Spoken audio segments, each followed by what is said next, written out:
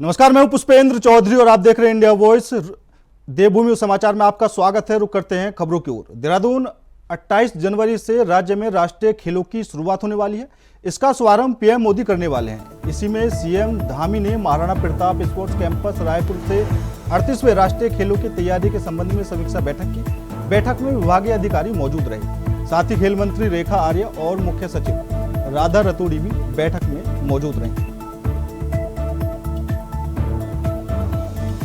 CM Dhami ने सभी अधिकारियों के साथ समीक्षा बैठक की है खेलों को लेकर, और खेल मंत्री रेखा आर्या भी इस बैठक में शामिल हुई हैं। तो सीएम ने सभी अधिकारियों के साथ समीक्षा बैठक की है। राष्ट्रीय खेलों के आयोजन को लेकर सभी अधिकारियों के साथ सीएम धामी ने समीक्षा बैठक करते हुए खेलों के बारे में जानकारी ली है और किस तरह खेलों का आयोजन होगा, क्या कुछ तैयारियां की जा रही हैं। 28 जनवरी से खेलों की शुरुआत होनी है। उससे पहले सीएम धामी ने समीक्षा बैठक करते हुए सभी अधिकारियों को निर्देश दिए हैं और उन्होंने खेलों की तैयारियों में क्या कुछ सुविधाएं की जा रही हैं, क्या कुछ व्यवस्थाएं की जा रही हैं, उनको लेकर सभी अधिकारियों के साथ बैठक की है और बैठक में खेल मंत्री भी मौजूद रही। तो खेल मंत्री रेखा आर्या भी इस समीक्षा बैठक में शामिल हुई हैं, जहां सीएम धामी ने सभी अधिकारियों के साथ बैठक की है और बैठक में राष्ट्रीय खेलों के आयोजन को लेकर क्या कुछ तैयारियां चल रही हैं, उसको लेकर सभी अधिकारियों से बातचीत की है। तो राष्ट्रीय खेलों का आयोजन अब की बार उत्तराखंड मेजबानी कर रहा है, जिसको लेकर तैयारियां जोरों शोरों से चल रही हैं। 28 जनवरी से खेलों का आयोजन होगा और खेलों के आयोजन के लिए मुख्यमंत्री पुष्कर सिंह धामी ने सभी अधिकारियों के साथ समीक्षा बैठक की है।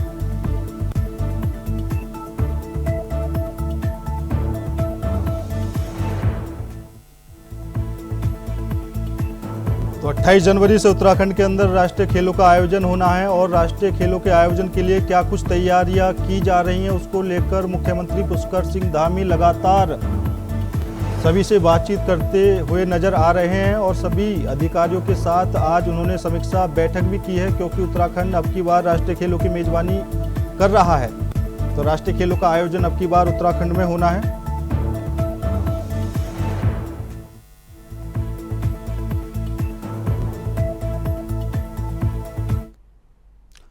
उत्तराखंड शिक्षा विभाग ने एक नई पहल की है, जहां हाई स्कूल और इंटरमीडिएट के टॉपर छात्र छात्राओं को भारत दर्शन शैक्षिक भ्रमण के लिए सीएम धामी ने रवाना किया है। यह कार्यक्रम शिक्षा निदेशालय में आयोजित किया गया। कार्यक्रम में शिक्षा मंत्री धन सिंह रावत सहित तमाम अधिकारी मौजूद रहे हैं, जहां पर मेधावी छात्र छात्राओं को भारत भ्रमण के लिए रवाना किया जाएगा। सीएम धामी ने छात्रों को रवाना किया है। जो टॉपर छात्र हैं, जो मेधावी छात्र हैं, उनको मेरे ऐसे सभी प्रिय छात्र एवं छात्राएं और हम सब के शैक्षिक भ्रमण कार्यक्रम को कल के अखबारों में, प्रिंट मीडिया में, इलेक्ट्रॉनिक मीडिया में प्रमुखता से पूरे देश को बताने का काम करेंगे कि यह भी उत्तराखंड सरकार का एक अभिनव काम है कि पूरे देश में हमारा राज्य बहुत सारे ऐसे निर्णय ले रहा है, ऐसे काम कर रहा है, जिसके कारण से हमारे राज्य की बेस्ट प्रैक्टिसेस अन्य राज्यों के लिए भी एक उदाहरण बन रही है। आदरणीय प्रधानमंत्री जी ने अभी 9 नवंबर को हमारे राज्य स्थापना दिवस पर हम सबका उस दिवस पर उन्होंने प्रोत्साहन किया था और उसमें उन्होंने बहुत सारे हमारे द्वारा जो निर्णय लिए गए उनका उल्लेख किया। विकास के महायज्ञ की संज्ञा उत्तराखंड में राज्य को दी, उसको प्रमुखता से कल और अभी से, क्योंकि आजकल डिजिटल मीडिया भी है, इलेक्ट्रॉनिक मीडिया भी है और जो हमारे अखबार चलते हैं उनके डिजिटल अखबार भी चलते हैं, अभी से उसको प्रमुखता देने वाले हमारे मीडिया के हमारे मित्र, विशेषकर से वहां चंद्रशेखर बुढ़ाकोटी जी, सुनील जी और सभी मीडिया के मेरे मित्र, मैं इस अवसर आप सभी का बहुत ही स्वागत करता हूं, आप सबका अभिनंदन करता हूं। और आज का दिन वास्तव में जहां हम लोगों के लिए ऐतिहासिक है कि हम शैक्षिक भ्रमण कार्यक्रम का शुभारंभ कर रहे हैं, वहीं मैं अभी रमन जी से पूछ रहा था कि ये हमारा पहला दल है, इसलिए मेरे सभी प्रिय छात्र एवं छात्राएं, आप सभी ऐतिहासिक होने वाले हैं।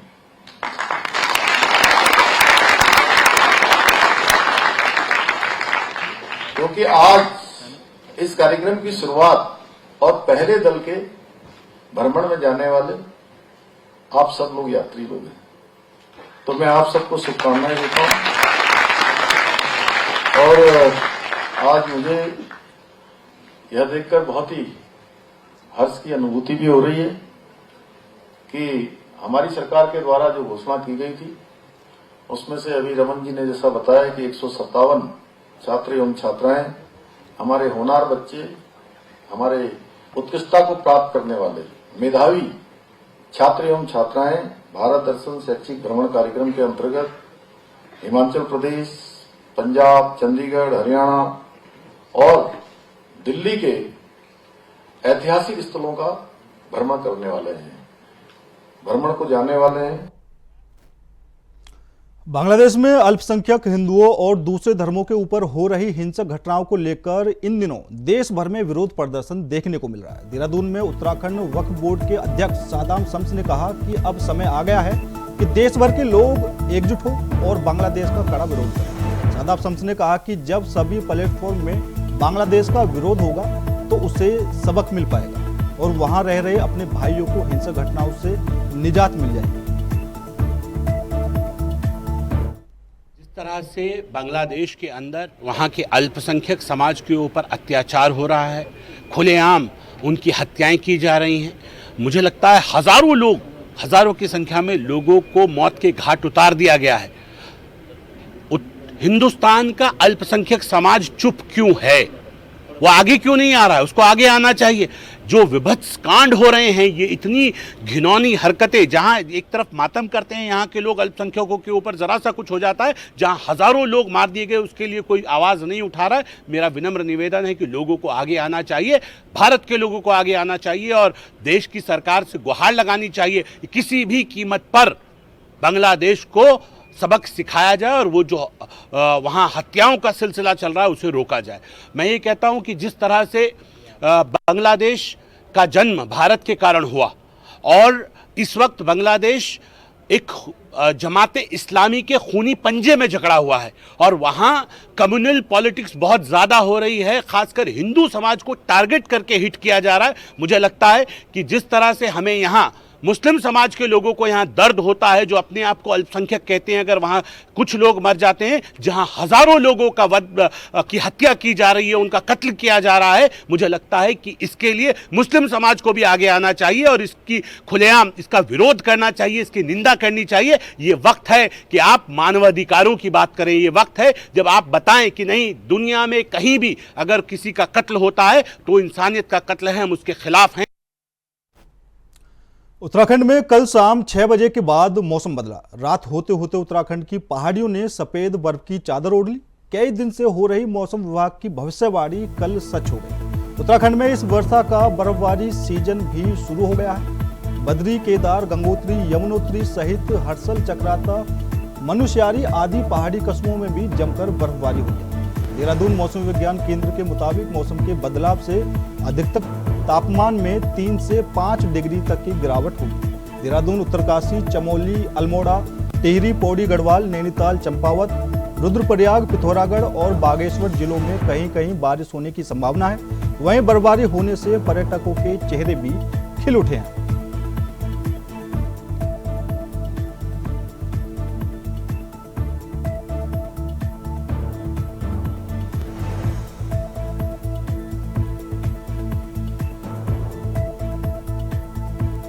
तो उत्तराखंड में जिस तरह मौसम ने करवट ली है, आप देख सकते हैं तस्वीरों में किस तरह पहाड़ियों पर सफेद बर्फ की चादर देखने को मिल रही है। तो उत्तराखंड में मौसम बदला है और मौसम बदलने से जो बर्फबारी देखने को मिल रही है, उससे जो पर्यटक हैं, जो घूमने वाले लोग हैं, उनके चेहरे पर भी खुशी देखने को मिल रही है। तो मैदानों में शीतलहर का जो कहर है वो भी दिखाई दे रहा है। और इस साल जो ठंडे मौसम की शुरुआत थी, जो बर्फबारी की शुरुआत थी, वो उत्तराखंड के अंदर हो चुकी है। तो आप तस्वीरों में देख सकते हैं किस तरह बर्फबारी हो रही है और जो पहाड़ियां हैं उन पर सफेद बर्फ की चादर जम चुकी है। तो उत्तराखंड में मौसम ने करवट ली है और मौसम ने करवट लेने से वहां का जो मौसम है वो बदल चुका है और इस सीजन की पहली बर्फबारी उत्तराखंड में देखने को मिली है। इस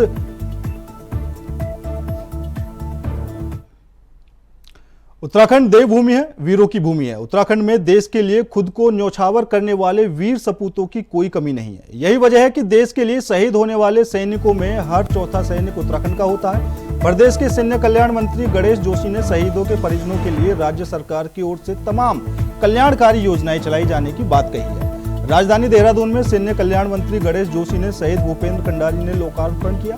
उन्होंने कहा कि शहीदों ने एक परिजन को सरकारी नौकरी देने का काम धामी सरकार की ओर से किया जा रहा है। इसके अलावा शहीदों को सम्मान देने के लिए हर स्तर से सरकार सकारात्मक पहल कर रही है। देहरादून में भव्य सैन्य धाम बनाया जा रहा है और सैनिकों के सम्मान के लिए धामी सरकार और केंद्र सरकार कई योजनाएं भी चला रही है।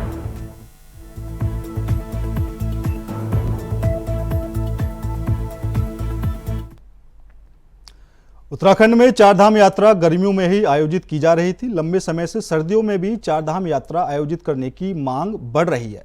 इसको देखते हुए मुख्यमंत्री पुष्कर सिंह धामी ने एक बड़ा फैसला किया है। प्रदेश में अब पूरे साल चारधाम यात्रा का आयोजन किया जाएगा। मुख्यमंत्री पुष्कर सिंह धामी ने भगवान केदार के शीतकालीन गद्दी स्थल ओकारेश्वर मंदिर ऊखीमठ में भगवान केदार का पूजन अर्चन कर चारधाम यात्रा की घोषणा की है। इसको लेकर प्रदेश के कैबिनेट मंत्री प्रेमचंद्र अग्रवाल ने कहा कि शीतकाल चारधाम यात्रा को लेकर सभी लोग उत्साहित हैं। सरकार की ओर से सभी तरह के सकारात्मक पहल और प्रयास किए जा रहे हैं। ऋषिकेश चारधाम यात्रा का पहला पड़ाव होता है और यही से सभी व्यवस्थाओं को दुरुस्त करने के लिए सरकार ने अधिकारियों को निर्देश दिए।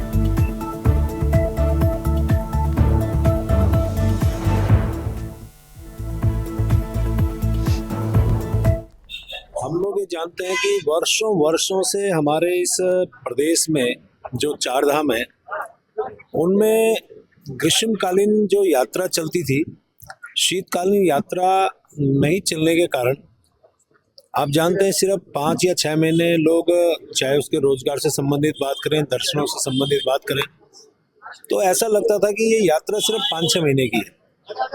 ऐसे में माननीय मुख्यमंत्री ने निर्णय लिया, सरकार ने निर्णय लिया कि इसे हम 12 महीने यात्रा भी कराएंगे और भगवान श्री के दर्शन भी, क्योंकि आप ये भी जानते हैं कि जो शीतकालीन जो पूजा होती है वो भी नियमित होती है, तो उसके दर्शन का लाभ आम श्रद्धालु ले सके, उसके लिए माननीय मुख्यमंत्री जी ने उसके लिए शुरुआत की है। और मैं ऐसा मान के चलता हूँ यदि ये शुरुआत होगी तो जहाँ भगवान श्री के दर्शन होंगे वहाँ हमारे उत्तराखंड के लोग हैं, वो चाहे रोजगार से संबंधित यदि मैं बात करूं, बसों से संबंधित हो गए, मैकेनिक से संबंधित हो गए, ढाबा, होटल, चाय, पानी, इस प्रकार के जो भी व्यवसायी हैं उनसे संबंधित रोजगार के भी अवसर बढ़े। फिलहाल रुकते हैं छोटे से ब्रेक के लिए। ब्रेक के बाद खबरों का सिलसिला लगातार जारी है। ब्रेक के बाद एक बार फिर आप सभी का स्वागत है। रुक करते हैं अगली खबर का। कुमाऊं विश्वविद्यालय नैनीताल के डीएसबी परिसर में 16 दिसंबर को दीक्षांत समारोह का आयोजन होगा, जिसमें प्रदेश भर के राज्यपाल और कुलाधिपति लेफ्टिनेंट जनरल गुरमीत सिंह मुख्य अतिथि होंगे और विश्वविद्यालय में सर्वोच्च अंक पाने वाले मेधावी छात्रों को कुलाधिपति गुरमीत सिंह गोल्ड मेडल देकर सम्मानित करेंगे। बता दें कि कुमाऊं विश्वविद्यालय के कुलपति प्रोफेसर देवांश सिंह रावत ने बताया कि इस साल अपनी पीएचडी पूरी कर चुके 182 अभ्यर्थियों और 3 अभ्यर्थियों को मानद कुलाधिपति उपाधि देकर सम्मानित करेंगे, जबकि दीक्षांत समारोह में लगभग 19,000 छात्र छात्राओं को डिग्री प्रदान की जाएगी। गवर्नर साहब हमारे हैं, उन्होंने 16 दिसंबर का टाइम दिया है, तो आज executive council and academic council में उस डेट को अप्रूव किया गया। ये 16 तारीख को 11 बजे प्रोग्राम शुरू होगा हमारा। एंड इस साल 19,570 बच्चों को डिग्री मिलेगी यूजी एंड पीजी, एंड 182 बच्चों को पीएचडी डिग्री मिलेगी। मानद उपाधि की उसके लिए जो है 3 नाम executive council and academic council के थ्रू अप्रूव करके ऑनरेबल गवर्नर साहब को भेजा गया है। तो जब तक वो अप्रूव नहीं होता तब तक हम नाम डिस्क्लोज नहीं कर पाएंगे। उत्तरकाशी के सरस्वती विद्या मंदिर चिन्याली शोर में आयोजित मेधावी छात्र सम्मान समारोह में मुख्य अतिथि विधानसभा अध्यक्ष ऋतु खंडूरी भूषण ने सरस्वती और विद्या मंदिर स्कूल बच्चों को संस्कारवान शिक्षा देकर देश को अच्छे नागरिक जिम्मेदार व्यक्ति की सराहना की। विधानसभा अध्यक्ष ने मेधावी छात्रों को सम्मानित किया। साथ ही कहा कि शिक्षा देना आम बात है, लेकिन संस्कारवान और गुणवत्ता युक्त शिक्षा बच्चों के भविष्य को सही दिशा दिखाता है। बच्चे की प्रथम पाठशाला घर होती, माँ बाप और गुरु द्वारा दी गई शिक्षा, जिससे आगे चलकर समाज का प्रतिनिधित्व और समाज सुधारक कार्य करते हैं।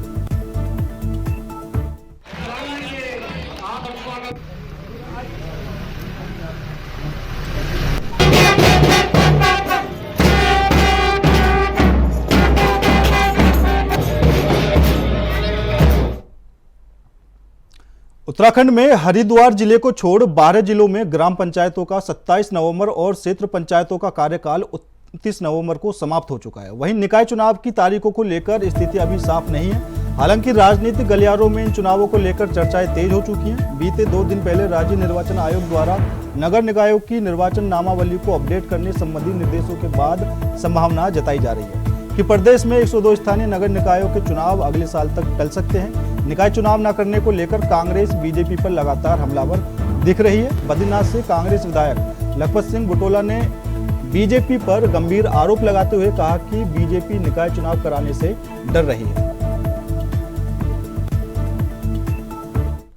देखिए, पहली बात तो ये है कि जो ये सरकार कर रही है वो बहुत दुखद भी है पीड़ादायक के लिए, क्योंकि मैं स्वयं पंचायतों से आया हूँ, मैं जिला पंचायत का अध्यक्ष रह चुका हूँ। मैं इसलिए कह रहा हूँ कि जो सरकार का काम होता है कि जब चाहे निकाय चुनाव का कार्यकाल हो चाहे पंचायतों का कार्यकाल हो, उनका निश्चित समय होता है। जैसे सबको पता था कि जो 2019 में क्षेत्र पंचायत चुने गए उनका कार्यकाल 36 नवंबर को खत्म होना है, जो प्रधान है उनका 24 नवंबर को खत्म होना, जो जिला पंचायत अध्यक्ष है वो 2 दिसंबर को खत्म होना। तो सरकार को चुनाव की तैयारी करके तुरंत चुनाव कराने चाहिए, लेकिन सरकार ने चुनाव न करा करके जिस तौर से जिला पंचायत अध्यक्षों को प्रशासक के रूप में भेजा है वो लोकतंत्र की धज्जियां उड़ाने वाली बात। मुझे लगता है कि देश के अंदर इतिहास में पहली बार ऐसा है कि जिस सरकार का, जो जिले की छोटी सरकार जिसका बोर्ड भंग हो चुका हो, जिसके पास मेंबर नहीं हो, ऐसे में केवल और केवल एक व्यक्ति को पूरे जिले का आधिपत्य देना लोकतंत्र के लिए, पंचायतों के लिए जो संविधान में 74 संशोधन की जो बात की गई थी उसके माध्यम से लोकतंत्र को मजबूत करने के और 29 विभागों को कहा गया था कि पंचायतों को दिया गया, पंचायती राज सशक्तिकरण करने की बात कही जा रही थी, उसको ध्वस्त करने का सरकार ने काम किया। और दुखदपूर्ण बात यह है कि 26 नवंबर को हमने संविधान दिवस मनाए। आज मैं कल भी देख रहा था, माननीय प्रधानमंत्री जी संविधान को लेकर के बहुत बड़ी बातें करें, लेकिन संविधान की आप ऐसी खुली धज्जियां उड़ाएंगे यदि आपको प्रशासन नियुक्त देता है।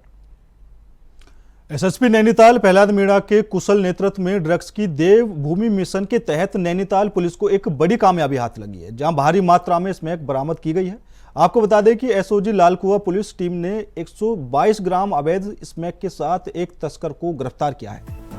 आपको बता दें, मुख्यमंत्री धामी की ओर से युवाओं को नशे से बचाने के लिए चलाए गए ड्रग्स फ्री देवभूमि मिशन 2025 अभियान को सफल बनाने के लिए वरिष्ठ पुलिस अधीक्षक नैनीताल ने जिले के सभी प्रभारियों को नशे के खिलाफ अभियान चलाने, सघन चेकिंग कर नशे के तस्करों के खिलाफ सख्त कार्रवाई करने के निर्देश दिए हैं।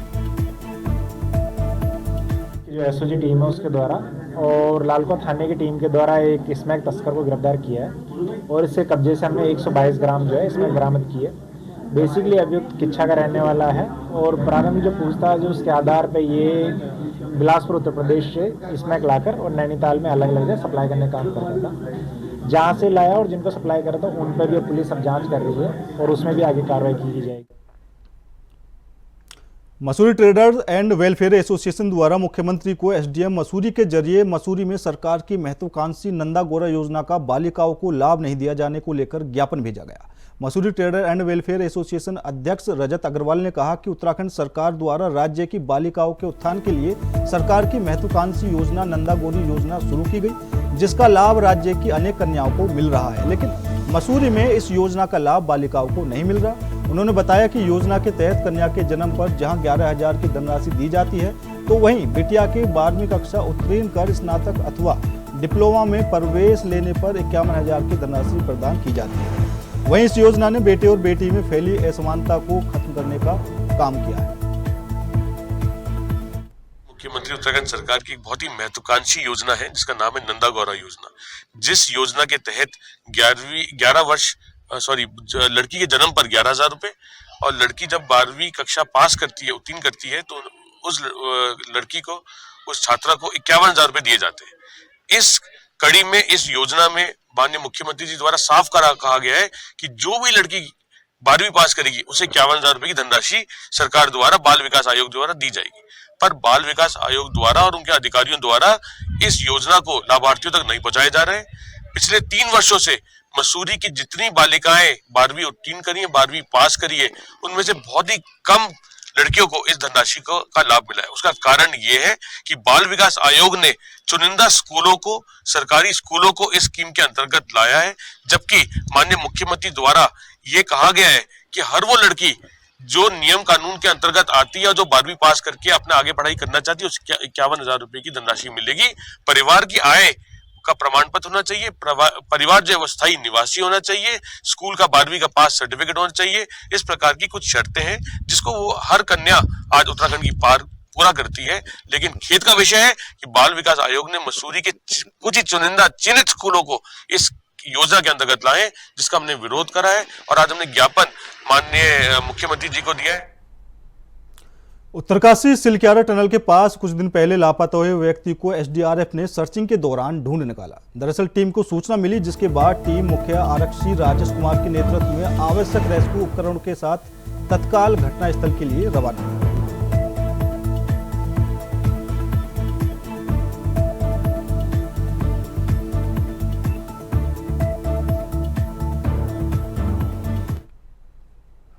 वन मंत्री सुबोध उनियाल दिल्ली दौरे पर हैं, जहां 2 दिवसीय दिल्ली दौरे के दौरान उन्होंने नई दिल्ली में उपराष्ट्रपति से शिष्टाचार भेंट की। इस अवसर पर उन्होंने राज्य के निरंतर प्रगति के मार्ग पर अग्रसर रहने और सर्वांगीण विकास की सराहना करते हुए इसे राज्यवासियों के समेकित प्रयासों का प्रतिफल बताया है।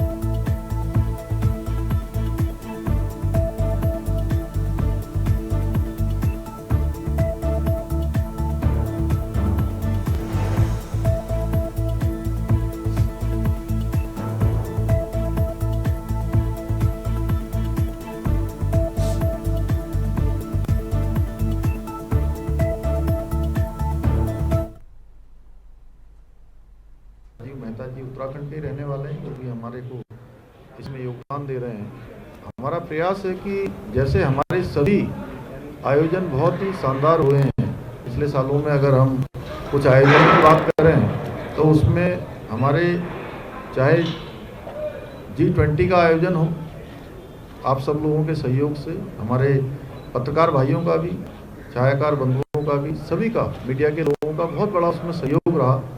आप लोगों ने उसको सफलता प्रदान करवाने में बहुत हमारा सहयोग किया, राज्य की सरकार का सहयोग किया, आयोजनकर्ताओं का सहयोग किया, या हमारा ग्लोबल इन्वेस्टर समिट हो जिसमें भी पूरे देश और दुनिया के लोगों ने प्रतिभाग किया था, वह भी शानदार आयोजन हुआ था। उसी प्रकार हमारा प्रयास है कि यह आयोजन भी हमारा बहुत शानदार हो और एक ऐसा उदाहरण बने जिसके इस आयोजन के बाद लोग कहें कि उत्तराखंड में एक शानदार आयोजन हुआ था। और हमको जो मेजबानी मिली है, इसके लिए जो भी आधारभूत सुविधाएं बनानी है उनको जुटा लिया गया है, और जो काम बाकी पूरे होने हैं वो जल्दी हम पूरे कर लेंगे। 50 दिनों का समय हमारे पास है, और जैसे ही हमको जो है एक तिथि हमारी सुनिश्चित है, वैसे तो 28 तारीख से हमको पहले ही पत्र पीटी उषा जी ने दे दिया था। मैं चूँकि स्वयं उनके पास गया था और एक ही दिन में, मैं उनका धन्यवाद इसलिए करता हूँ कि बहुत सहृदयी होकर उन्होंने उसी दिन मुझे लेटर दे दिया। और हम राष्ट्रीय खेलों के दौरान एक नया अभिनव प्रयोग भी यहाँ पर कर रहे हैं। नया अभिनव प्रयोग है कि इस नेशनल गेम्स को हम ग्रीन गेम्स के रूप में कि एक ग्रीन गेम्स के रूप में ये हमारा संदेश पूरे देश के और दुनिया के अंदर जाए। और इसके पीछे है कि ऊर्जा की बचत करना, प्लास्टिक मुक्त वातावरण बनाना, मेडल इत्यादि, और खिलाड़ियों के परिवहन के लिए जो हमको ई बस है, ई वेस्ट से बने पदक हैं, एक प्रभावी अवशिष्ट प्रबंधन प्रणाली की हम योजना बना रहे हैं।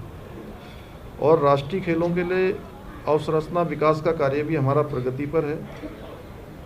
राष्ट्रीय खेलों में जो प्रतिभाग करने वाले खिलाड़ी हैं उनको किसी प्रकार की परेशानियों का सामना न करना पड़े, उसके लिए भी सभी व्यवस्थाएं सुनिश्चित की जा रही हैं, चाहे उनका आना जाना हो, परिवहन हो, रहना हो, खाद्य व्यवस्था हो, उन सभी पर काम हो रहा है। और खेलों के लिए वॉलंटियर बुलाने के लिए उनके पंजीकरण का कार्य भी किया जा रहा है। इस उत्तराखंड में विभिन्न माध्यमों और कार्यक्रमों के जरिए इसको हम बढ़ावा देंगे। इसमें हम उत्तराखंड के जन, चाहे उनका आना जाना हो, परिवहन हो, रहना हो, खाद्य व्यवस्था हो, उन सभी पर काम हो रहा है। और खेलों के लिए वॉलंटियर बुलाने के लिए उनके पंजीकरण का कार्य भी किया जा रहा है। इस उत्तराखंड में विभिन्न माध्यमों और कार्यक्रमों के जरिए इसको हम बढ़ावा देंगे। इसमें हम उत्तराखंड के जनगण मन को भी शामिल करेंगे, क्योंकि ये केवल सरकारी आयोजन नहीं है या कुछ लोगों का आयोजन नहीं है, ये हमारे पूरे राज्य का आयोजन है। और राज्य के अंदर 10,000 लोग पूरे देश के प्रतिभाग करेंगे।